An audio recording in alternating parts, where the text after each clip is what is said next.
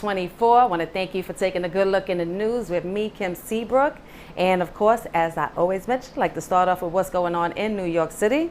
So in New York, the homeless kicked out of the UWS hotel. This homeless thing is becoming a big issue. It's a big issue, but let's see what's going on. It was expected, but is still disappointing if you're a homeless New Yorker. Why? Because this week the city began the process of transferring the homeless who have been staying in the hotels during the height of COVID-19 pandemic back to shelters and open up these establishments for the business. The move does come after the city lost an appeal in court on June 3rd, denying them from keeping the homeless at the Lucerne Hotel.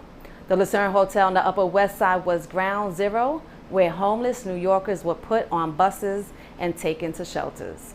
Joseph Lunam, he's the housing campaign coordinator for Vocal New York, said that the city could deal with this situation in a better way. It's a major concern for us in regards to the health and safety of our members and leaders, said Lunam. I think that there's a real disconnect right now between what the risks are and what the city is doing. And I also think that there's a lot of opportunity to use this as a moment to address housing. The city's ignoring that and instead forcing people back into shelters. Local residents have called out and pushed back against putting homeless New Yorkers in the Lucerne Hotel. So much so that residents formed a non-for-profit called the West Side Community Organization to raise money for a lawyer, former New York Deputy Mayor Randy Mastro, to sue the city and throw residents out of the Lucerne. West Side Community Organization wishes that the men who have been residing at the Lucerne well. It was read by the statement, and we are heartened that they will now be better served in a proper shelter setting and receive the medical and psychiatric services that they have been lacking for nearly a year. Hotels are not shelters. Westco hopes that moving forward, there have been lessons learned from the inadequacy of the hotels as shelters program, and that the practice will be permanently discontinued. Westco is proud of its role in the advocacy for public safety, and we know that the Upper West Side will rebound and be stronger than ever in these coming days and months. Residents had initially taken to Facebook groups, one titled Upper West Siders for Safe Streets, to complain about the current occupants' presence and would share pictures to confirm their fears about sheltered residents making their neighborhood a temporary home. This week, they've gotten their wish. The New York City Council recently approved an increase in value of vouchers for the homeless. The value of the vouchers would increase to $1,945, that's $1,945, for a one-bedroom apartment and or $2,217 for a two-bedroom. These vouchers will be brought up to federal Section 8 standards by subsidies from the Family Homelessness and Eviction Prevention Supplement. But the question is, are these landlords and buildings going to accept that? That's the real big question. The bill goes into effect 180 days after its approval. Milton Perez, a homeless man who resides in a hotel in Brownsville, Brooklyn, said that the city should move up the timeline so that homeless New Yorkers could find permanent shelter using these vouchers, and that what the city is currently doing puts homeless people in harm's way. That's New York. And next we have construction begins on first borough-based jail. And that's the program to replace Rikers Island. Construction activities has started last week on the parking garage and community space alongside a new jail in Kew Gardens, Queens. The construction marks the first major activity in the borough-based jails program, which is an $8.3 billion effort to construct 4 new, smaller, and more humane jails in Manhattan, the Bronx, Brooklyn, and Queens to replace the jails that's on Rikers Island.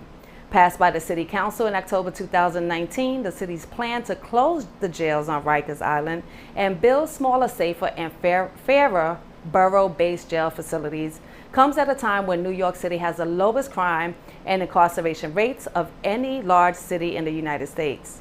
The NYC Department of Design and Construction is managing the overall borough-based jails programs citywide. The garage and community space will be constructed at the program's Queens site. adjacent to Queensborough Hall and the Queens Criminal Courthouse. That makes up the heartbeat of the Borough Civic Center.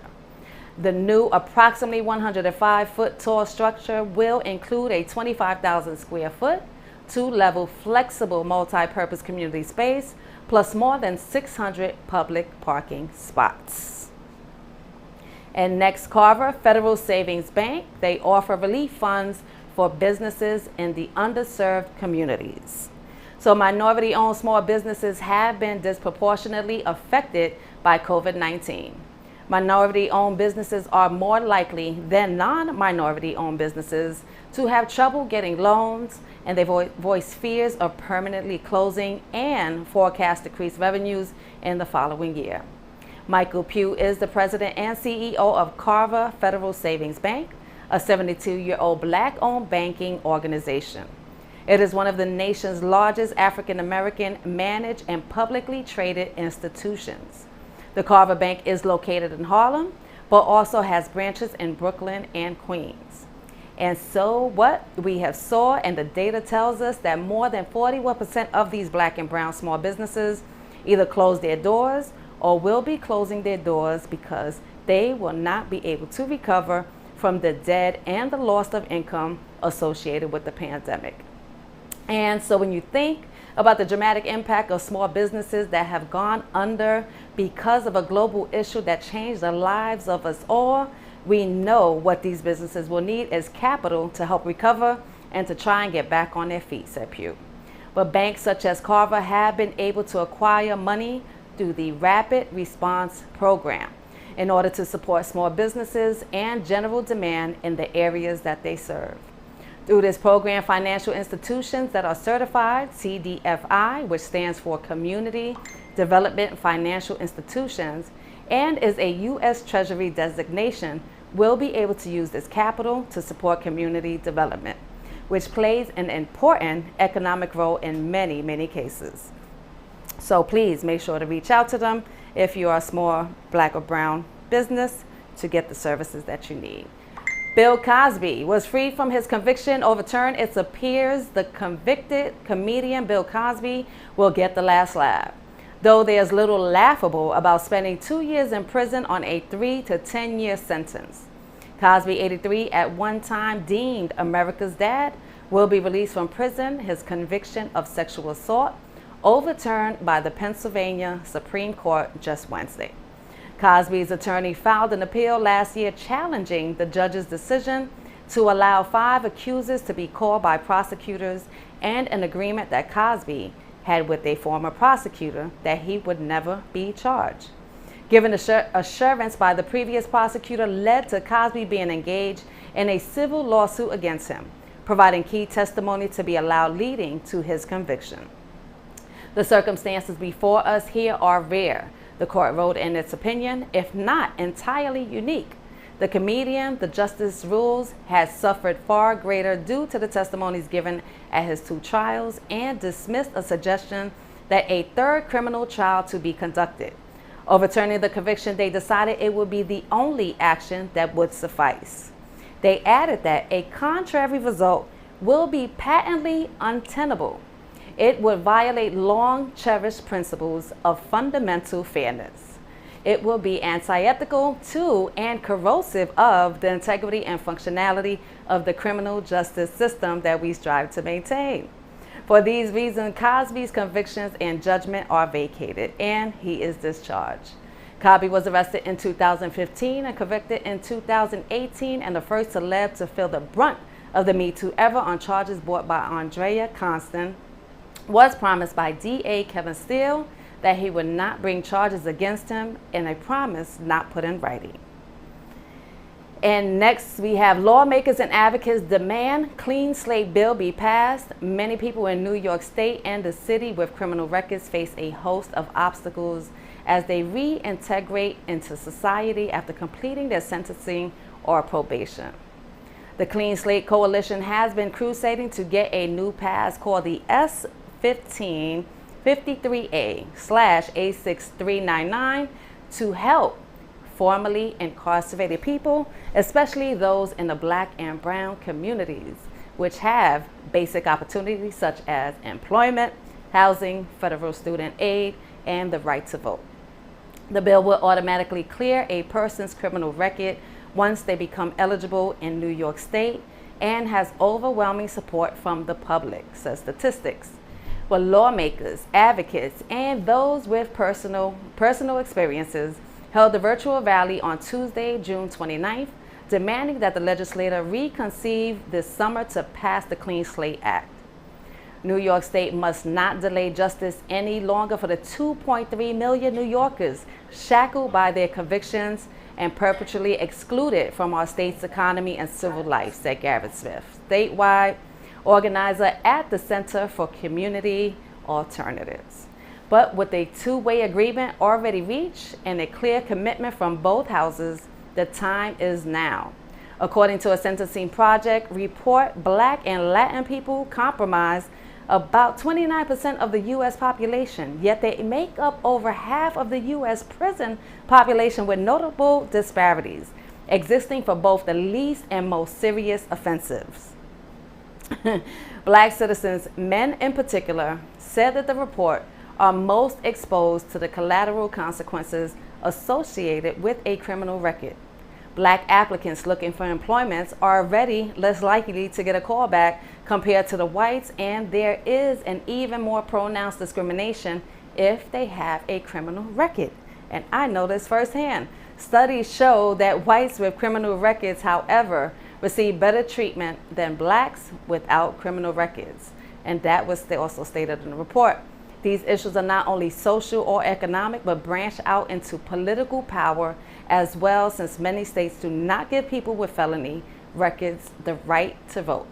Felony disenfranchisement rates for voting age African Americans reached 7.4% in 2016, 4 times the rate of non-African Americans. I had high hopes when I came home from prison, but I experienced roadblock after roadblock, and that was said by Michelle DeVicchio, a member of Center for Community Alternatives and formerly incarcerated. I was rejected from job after job. I have all the skills and wherewithal to succeed in life, but my past convictions have meant that I don't have a real second chance. The Senate and Assembly have currently reached an agreement and commitment to pass the bill and seal certain convictions, but have not yet done so. Again, this is a serious topic. Again, I understand this. I went through it, so this is real. So we definitely need this bill passed. But I'm Kim Seabrook. You're taking a good look in the news, and we're going to go into a commercial break. We'll be right back with one of my guests. His name is Derek Perkinson, works for the National Action Network. And stay tuned. Thank you. Good job. You have to mute yourself. Oh my God. I'll tell ya. Millennium Welcome to TV, Showbiz. bridging communities worldwide. We broadcast diverse international content from Europe, Asia, Africa, and now right here in the USA. Watch us via Roku on your smart TV. Submit your own content to 1530entertainmentllc@gmail.com. Download the Millennium TV app from the App Store to stream our shows anywhere, anytime. Millennium TV.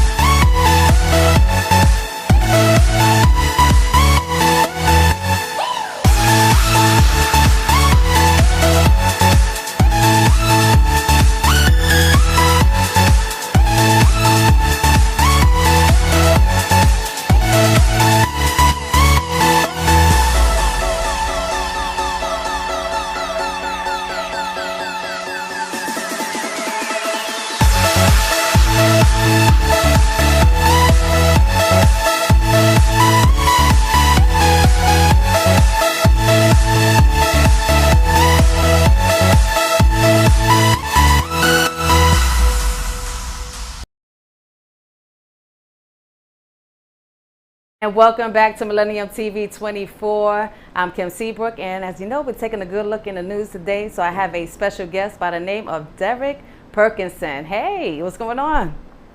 Hey Kim, how are you? Thanks for having me today. I'm Hello, doing great. everyone. I'm doing great. Thank you for being a part of this. So you work for NAM, which is the National Action Network. You're a field Indeed. director, National Big Crisis man. Director. Yes. What exactly does a National Crisis Director do? Oh wow. I'm glad you asked that. Yes, the National Crisis Director in that capacity, we field calls because of our leader and founder of the National Action Network, Reverend Dr. Al Sharpton. He's not only a civil rights leader, a reverend, and an activist for civil rights. He's also a TV personality. He's on MSNBC. He's on a radio show every Saturday, TV show every Saturday. So he gets a lot of phone calls to the National Action Network looking for help. So we get calls all over the nation, Kim, and it's horrible. It could be family. It's mostly police brutality cases. It's horror stories, Kim. And 2000, this is 2021. We're still getting calls as our people are getting lynched. They're getting lynched in 2021. We have over 5 calls of lynchings, and it's just disgusting. So we get a whole bunch of different calls. A lot of people we help, some people we can't help. And there's a lot of mental health issues as well as we do this work nationally. So mostly police brutality. However, we get a ton of calls on a whole different spectrum. Yeah, so I'm hearing that there is still this whole police brutality thing. We've been dealing with this for years. The only issue is now is that we can actually see it. So what is your role when you get these calls? What do you go out there and actually do? That's good. First off, we have to do our due diligence. Everyone will come to you with a story on, what happened to them, and a lot of times after you do the research, you see that the story is not really matching up. So first, we log the case. We log it into our crisis log, information, contact information. We get a little summary of the story, and then we also have a 4-step crisis process. It was put together by William Allen when he was here. William Allen's no longer here, but however, he put together a good system where we reach out to the elected officials, especially in other states. New York State, we don't have this issue. We have a lot of resources. I know the lay of the land. So basically, in other states, we do have a 4-step process. We want them to reach out to their local elected officials. Most elected officials have constituent services. So we hook them up with that. We also, because our relationships, we know all elected officials in every state. We also try to hook them up with the chapter that's going to be in that state so they can, coordinate with the chapter of National Action Network in that state. And then you have the clergy piece, and you also have community-based organizations that advocate for whatever issue they're calling for. So we hook them up with a support group, so to speak. And then the final piece would be an attorney here from the National Action Network to look at the case to see if there's any legal grounds for going forward or a resolution to the case. That's a lot of work you're putting out there. It's not just I like one love it. I simple love thing. it. I see, I I love it. You see. gotta stay busy. You're You out gotta there, stay and busy. well, I mean, unfortunately, it's sad that this will keep you busy because it's not stopping. You know what I mean? So that's the sad part. It's good to see No, you it's sadly working. it's increasing, Kim. Sadly, it's increasing. We get over 100 and some calls a week. And Wow. that's here at the national headquarters, which is 106 West 145th Street. But I know Reverend Sharpton in the corporate office, I know he gets another 100 calls easily over there for questions for different things. So it's tough. We do have a world class crisis department, and we have over 100 volunteers that work in crisis that help. And these people are from California, Nevada, Las Vegas, Virginia, North Carolina, all over the country.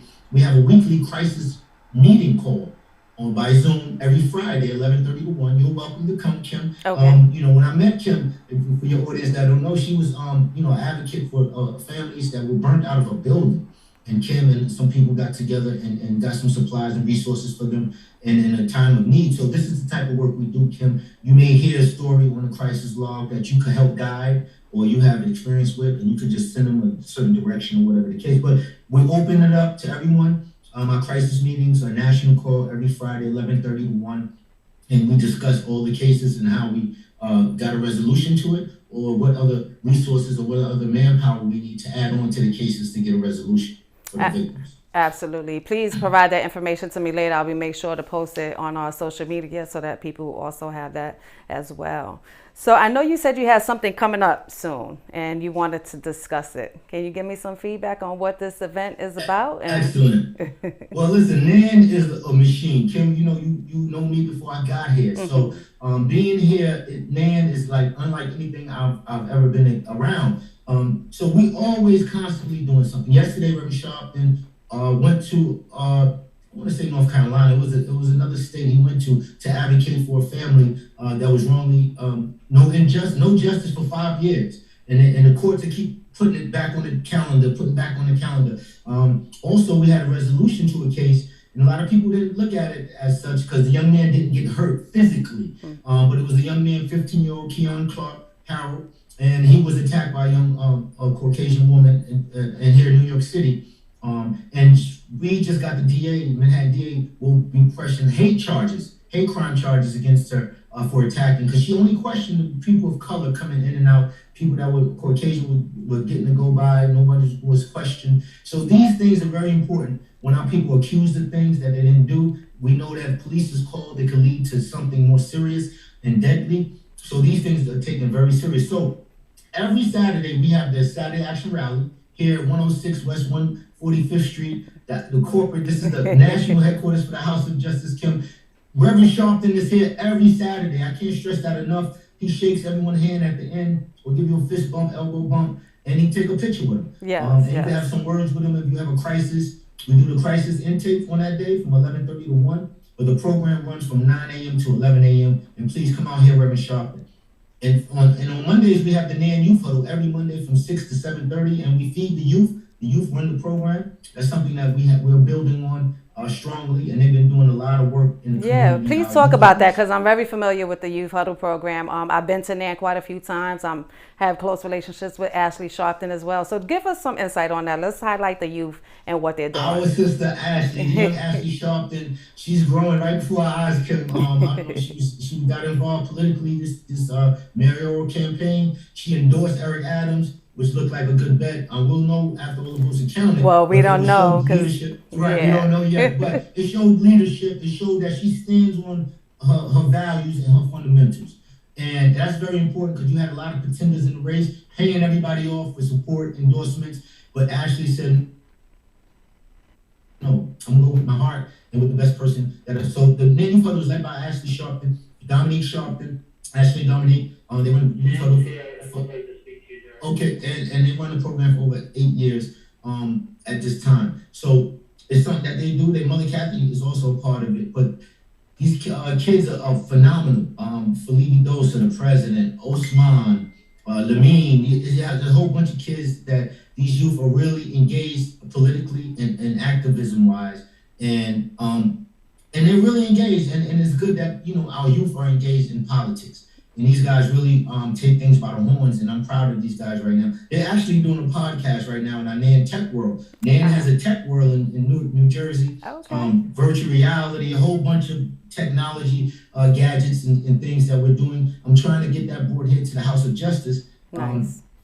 We had a computer program. I'm trying to get it back here. It'll be back soon. So those are the things we're doing there. But the big thing we're doing, Kim, is August 28th. August 28th, Kim, is going to be March for Voting Rights. We have to march for voting rights. I don't know if you guys will mention on your newscast, I think I missed it, but the Supreme Court just knocked down a big part of the 1965 Voting Rights Act in Arizona. We challenged it. The Democrats challenged it. It was defeated by the Supreme Court 6-3. So all those picks that Trump got to pick while he was in office are paying dividends at the expense of our voting rights and our voices. So this is going to be big. Last year, Nan, myself and others, we did a big march in Washington. It was historic to commemorate the 63-year anniversary of King March. But this year, it's not a NAN-led effort, but we did partner with other partners around the country, and it's a nationwide effort. So at the same time, across the nation, every state, we're going to be marching on legislation houses to demand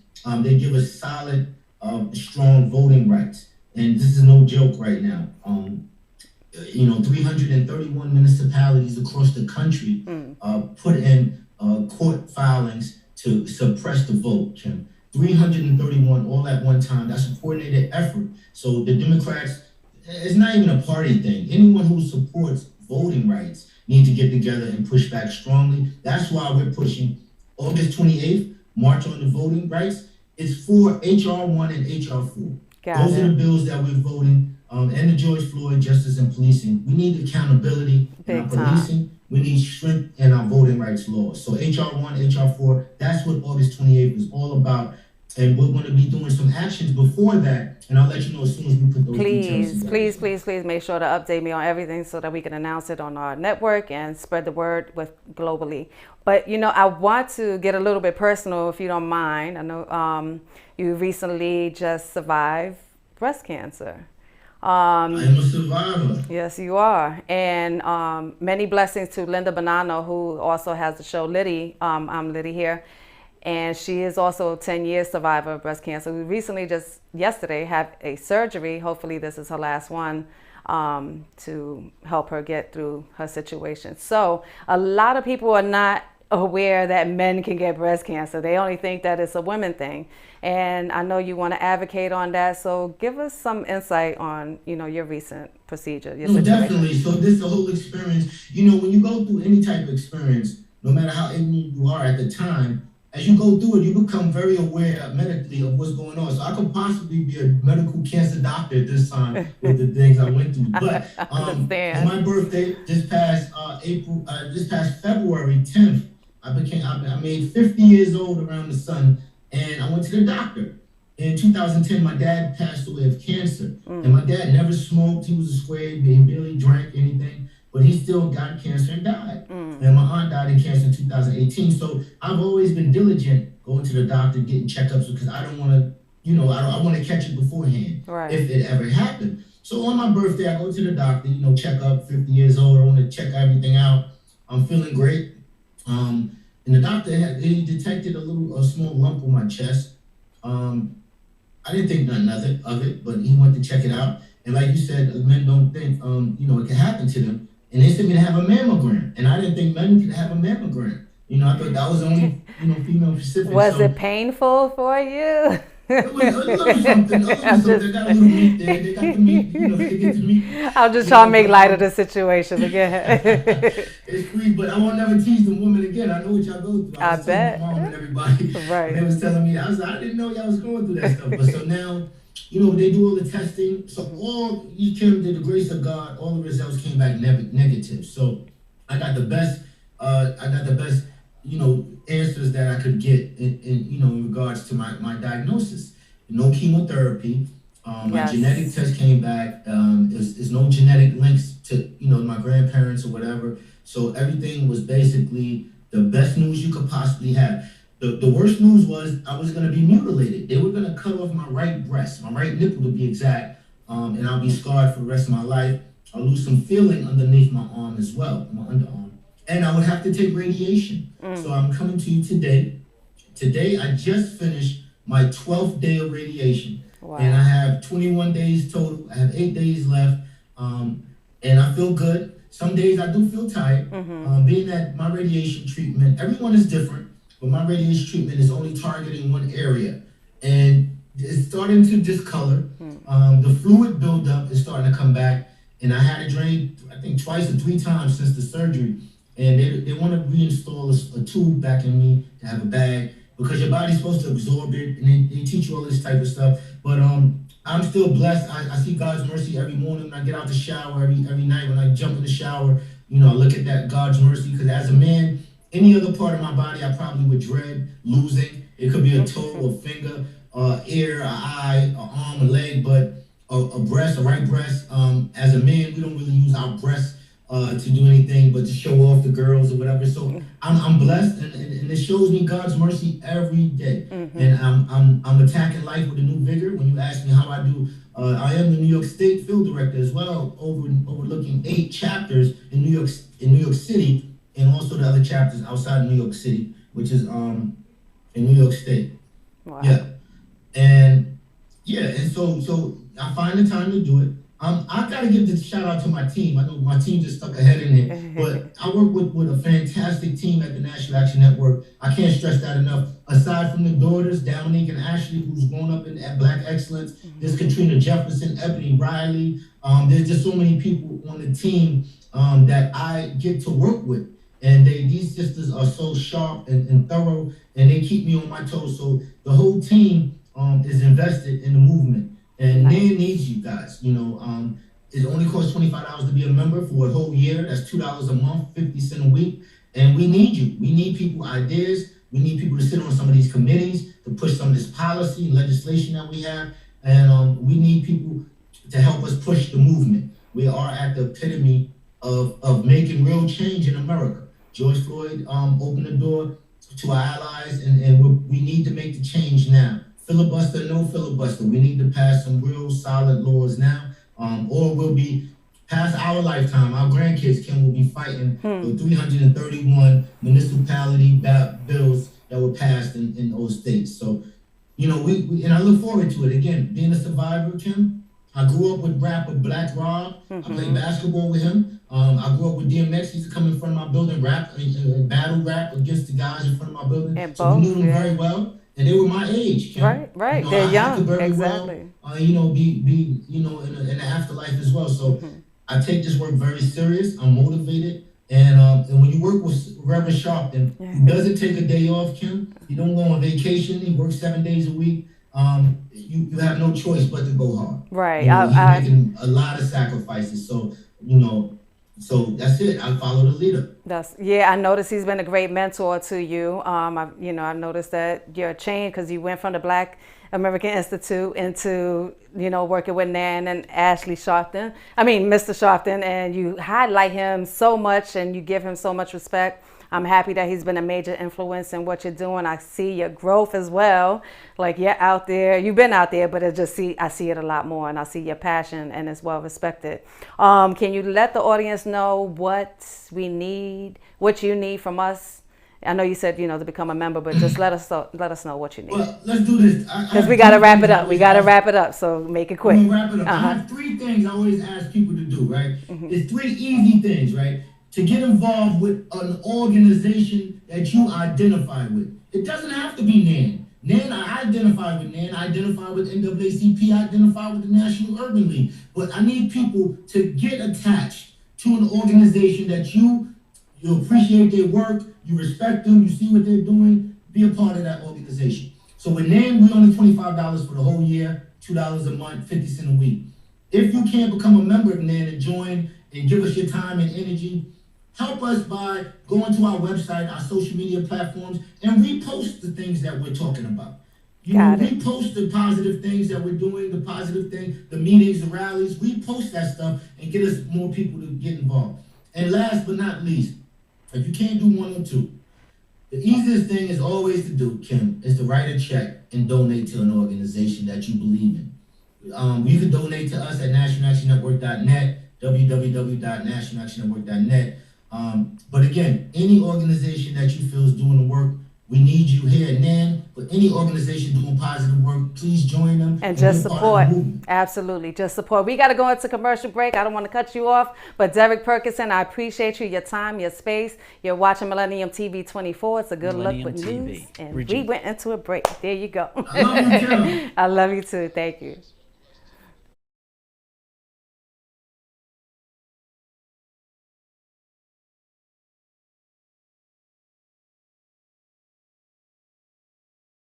Millennium TV, bridging communities worldwide. We broadcast diverse international content from Europe, Asia, Africa, and now right here in the USA. Watch us via Roku on your smart TV. Submit your own content to 1530entertainmentllc@gmail.com. Download the Millennium TV app from the App Store to stream our shows anywhere, anytime. Millennium TV.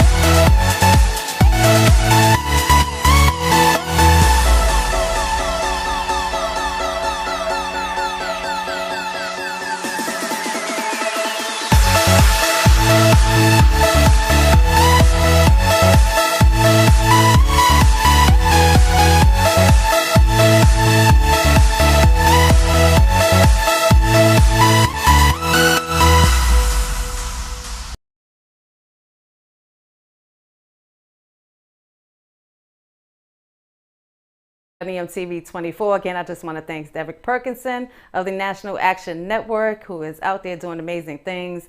And I just also want to thank our team here at Millennium TV 24. It is just a huge pleasure to be part of what we're doing here. Next, we have temperatures rise and bullets flies. Unfortunately, gun violence is the leading cause of the death for Black males under 35 and the second leading cause of death for Latino male and Black female youth. The COVID-19 pandemic has exacerbated those numbers, with homicides going up 30% across 34 cities in 2020 and gun assaults increasing by 8%. New York City is no exception, as the Big Apple tries to maneuver through the correlation between the rise in temperatures and an increase in gun violence. On Monday night, just alone, shootings across the city resulted in 1 person dead and 8 wounded. Devin Campbell, 32, was fatally shot in Harlem near West 125th Street and Amsterdam Avenue. Police found him with multiple gunshot wounds just before he was taken to the hospital, where he died. Next, a 19-year-old man was shot in his arm during a basketball tournament. Monday night at Amsterdam houses on the Upper West Side, where several children were in attendance. It's not clear where the bullet came from, but the man was taken to the hospital, where he is expected to survive. Police also state that 21-year-old Keyshawn Curtin was fatally shot at the corner of West 136th Street and Malcolm X Boulevard on Sunday night. He was taken to Harlem Hospital, which was across the street, where he was pronounced dead. Police are still looking for the suspect.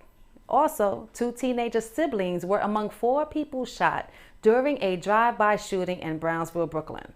Reports indicate that the brother and sister, ages 17 and 19, were taken to Brookdale Hospital with non-life-threatening injuries. Last Saturday, a summit in Brooklyn's Fort Greene Park.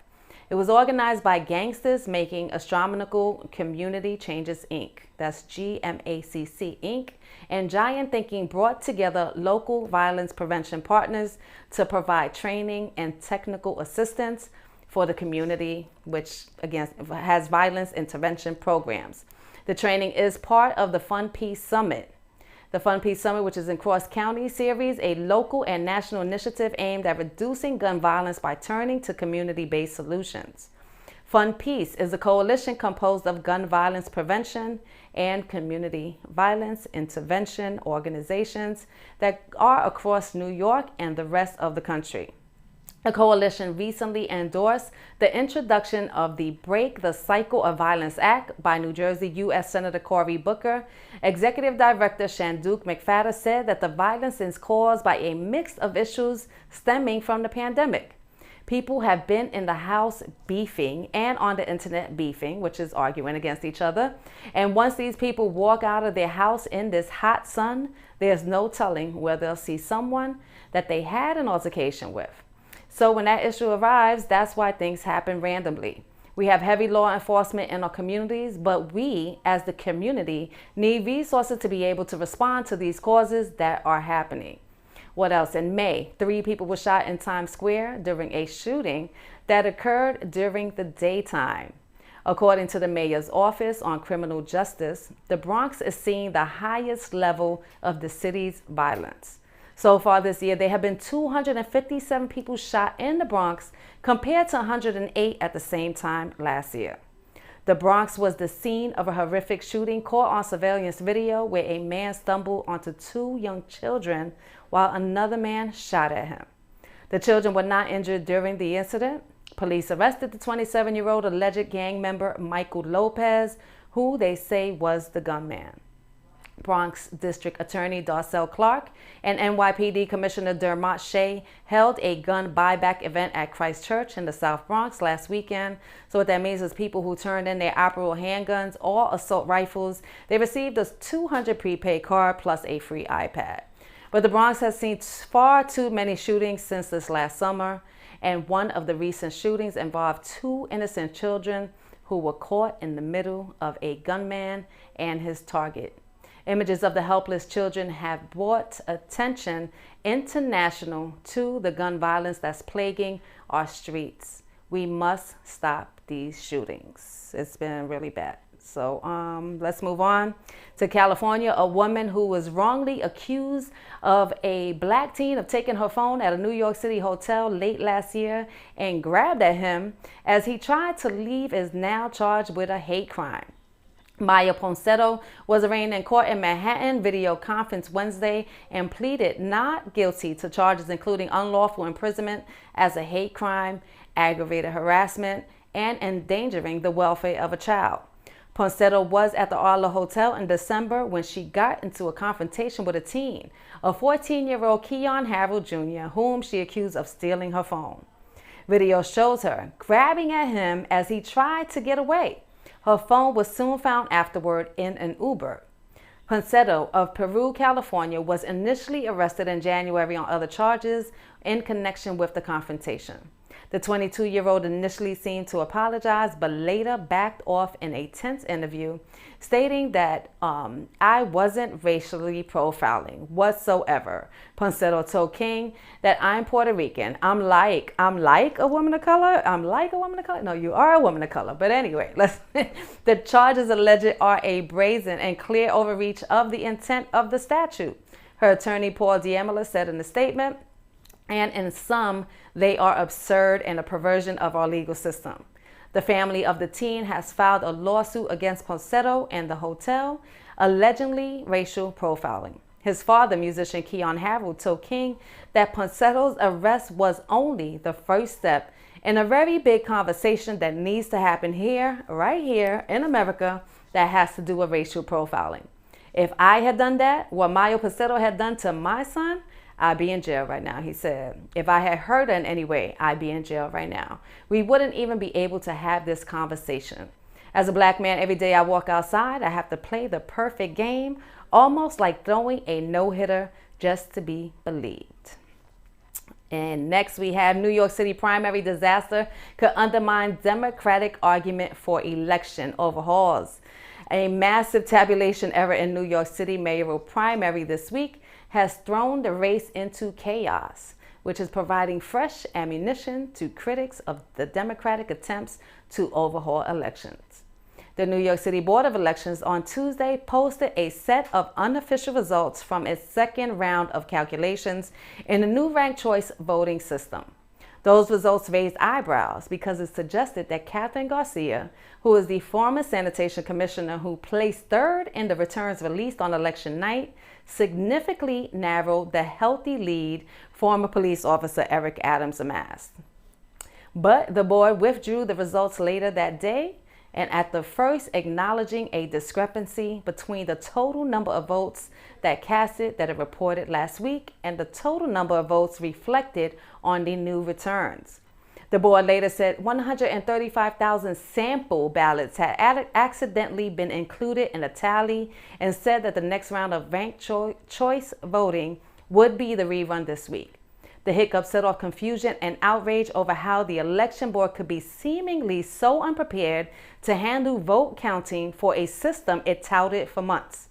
Ranked choice voting used the first time in New York City last week, which allows voters to select multiple primary candidates and list them in order of preference. So if no candidate attracts 50% of the first choice rankings and none of the Democratic side did in the primary last week, the tabulations move into successive rounds counting the second, the third, the fourth, and potentially even fifth choices of voters until a candidate cracks the 50% threshold. The election board's mistake on Tuesday opened the door for mistrust of whatever result emerges from the system, shining a spotlight on the history of incompetence at the state institution. We'll see what's going to happen then. Next, Biden is to meet the families of victims in Florida condo collapse. The death toll rises to 18 with 2 children among dead. What we know. A week after a condo building collapsed outside Miami, the death toll continues to slowly climb as hundreds of workers continue nonstop search and rescue efforts. Now 2 children have been identified among the dead. Miami-Dade County Mayor Daniela Levine Cava announced that 2 of the 6 bodies found in the rubble Wednesday were children ages 4 and 10. This raises the death toll to 18, which is 147 people are still missing. As families grow weary of the wait for news of their loved ones, we also worried about the tropical storm Elsa formed overnight, threatening further weather-related delays in the search. Crews are keeping a close eye on the progression of the storm as it moves quickly towards the Caribbean. President Joe Biden and the First Lady Jill Biden will travel to Florida on Thursday to meet with the first responders, also meet with the families of the victims, 2 children among the dead, and the 2 bodies of the children found under the rubble were identified as Lucia and Emma Gara, ages 10 and 4 respectively. Their parents, Nelly Rodriguez, 42, and Marcus Guava, 52, have also been confirmed dead. Any loss of life, especially given that the nature of this was unexpected, unprecedented event, is a tragedy. But the loss of our children is definitely too great to bear.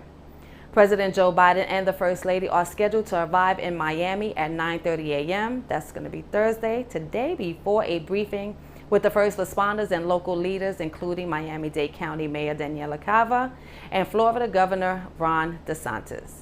He will also meet with the families who have been forced to endure this terrible tragedy, that they're waiting in anguish and heartbreak for the word of their loved ones, to offer them comfort as search and rescue efforts continue.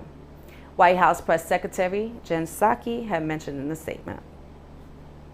And in addition, again, they're having this tropical storm, which is Elsa brewing, the rescue and recovery teams. So what they're going to do is keep that close eye on the tropical storm, which was formed today, this morning, as the system moved quickly towards the Caribbean. The National Hurricane Center, they come of uncertainty, puts all of South Florida in the storm's potential path, and the residents have been encouraged to monitor the storm and make necessary preparation. But it is unclear at this point how, if at all, the storm will impact Florida and other parts of the country. The meteorologists are concerned that Elsa could strengthen quickly into a hurricane as it approaches the Windward Islands. Possible severe weather may cause delays in the search and the rescue efforts, Kevin Guthrie of the Florida Division of Emergency Management has stated just Wednesday. But Guthrie said that his team is going to be working with the National Hurricane Center and also the state meteorologists to develop contingency plans for severe weather, including tropical cyclones, adding that they may need to free up state assets that are centered at the site of the collapse so that in order to respond to severe weather. And on Tuesday, Guthrie said that the threat of severe weather prompted state officials to ask the federal government for the additional team. If a system does develop, we have a contingency plan of how we'll continue to respond here while responding to the hurricane. Rescuers have already been coping with the near-daily bouts of thunderstorms and the lightning, which forced temporary suspensions of the rescue efforts. But what they'll do is, Mayor Charles Burkett said he has received questions from frustrated family members about why rescue efforts halt during the thunderstorms. But I guess they have to figure that out and hope everything clears up very soon so that they can find the family members. Next, we have Sierra. She brings awareness in serving confidence. So this is in your health news. She's doing a cervical cancer campaign. Grammy Award-winning singer-songwriter Sierra Wilson is collaborating with the Black Women's Health Imperative and the Hologics Project Health Equality to remind Black women to guard themselves against cervical cancer. The Serving Confidence Initiative encourages women to stay on top of their Well Woman exams. Hologics Project Health Equality's website explained that the initiative offers a combination of research, education, and access to address the disparity in the health care that the Black and Hispanic women receive. And according to a report by Kaiser Family Foundation, there is a notable difference in the care that the women of color receive compared to their white counterparts. According to BWHI, it is the sole national nonprofit dedicated to advancing health equity and social justice for Black women. Health advocates are raising awareness with Wilson to share a simple way for Black women to take care of their health. As Black women, we need to commit to total self-care, and one of the ways we can do that is by taking care of our health that's inside and out. So through the Serving Serving Confidence Initiative. I want to level up on conversations about health and address disparities by giving Black women the inspiration and information they need to get a Pap test to screen for cervical cancer. Per the press release, COVID-19 may have widened health disparities, and since the pandemic caused many women to delay their well woman exams. This can also lead to an advanced cervical cancer diagnosis or more serious outcomes. Research already indicates that Black women who live in the United States are twice as likely to die from cervical cancer than white women. Linda Gallo-Blount, she's the MPA president and CEO of BWHI, added that too many women are dying from preventable cervical cancer. However, screenings can protect women who take the preventive measure. So this is the message that Ciara is promoting. She's promoting it through her platform, and she's sharing it with all the women. I want to encourage women to understand that the importance in this case, how you can serve confidence and get ahead of everything. The cool thing is that you can prevent cervical cancer. So how amazing is that, Ciara said. Go out there, make an appointment, put yourself first. And what else? Putting yourself first is everything, she stated. Then you can take off and be your best in every possible way. The Centers for Disease Control and Prevention, which is the CDC, stated that the screening test can be conducted in a clinic or a doctor's office. A pap smear looks for precancers, while the HPV test checks for the virus, and which may cause cell changes. So you have to know the difference. Women should begin getting pap smears at 21 years old, according to the CDC's recommendations. So please, ladies, go out there and get checked.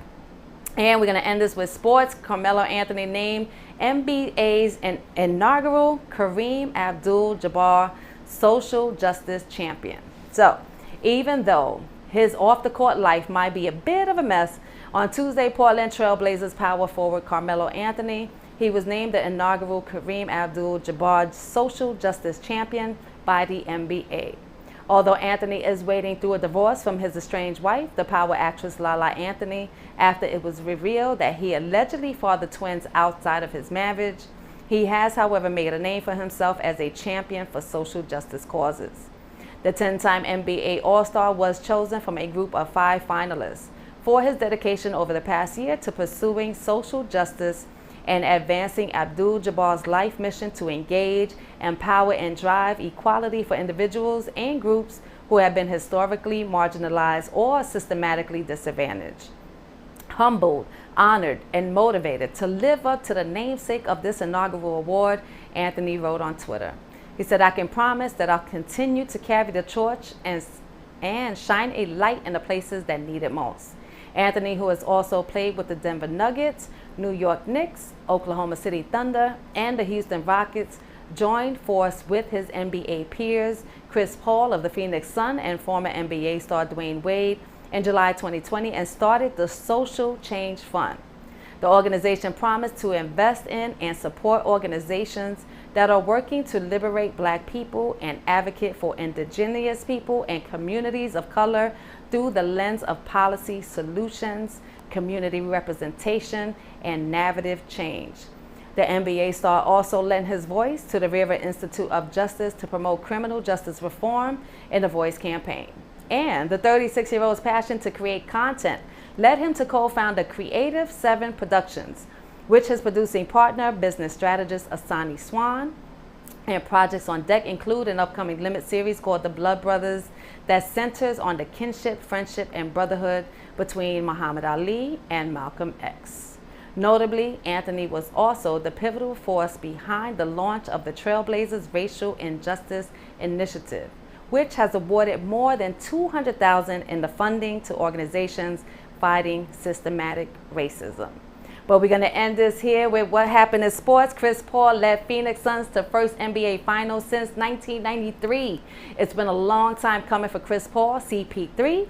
He returned to the Staples Center where he wore a Clippers jersey for 6 years and buried his old squad behind a playoff career high of 41 points to propel the Phoenix Suns to the NBA Finals. The 130-103 Game 6 win puts the Phoenix Suns back in the NBA Finals for the first time since Charles Barkley led the team there in 1993. To make it to the finals, the Sun eliminated an impressive run of teams in LeBron James and the Los Angeles Lakers, League MVP Nikola Jokic, and the Denver Nuggets and the Clippers, who were without Kawhi Leonard for a majority of the season, but did not fold under the pressure of the moment. The Suns now wait on either the Atlanta Hawks or the Milwaukee Bucks. Talking about that, the Milwaukee Bucks face the Atlanta Hawks for the Game 5 tonight of the 2020 NBA playoffs at the Fiserv Forum. That's tonight at 8:30 p.m. The Hawks come into Game 5 after beating Milwaukee 110-88. With the win, the series is tied at 2-2. And this is Kim Seabrook. You're watching Millennium TV. As we always like to thank you for taking a good look in the news with me today. Please make sure to watch us on Roku, Apple TV, Amazon Fire Stick. Download the apps on your phones, whether you have an Android or an iPhone. And make sure, if you have a smart TV, to download the app too. We're all over. We want to see you, and we appreciate you. Have a good evening.